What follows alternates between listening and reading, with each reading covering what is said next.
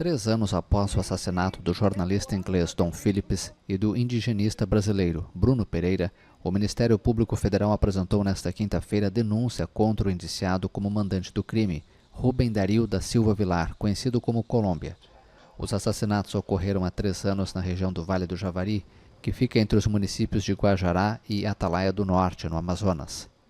A denúncia foi apresentada ao juízo da Subseção Judiciária Federal de Tabatinga, no estado do Amazonas. Alvo da denúncia, Colômbia, que na verdade é peruano, já havia sido indiciado pela Polícia Federal como mandante do crime em novembro do ano passado. Ele já está preso preventivamente.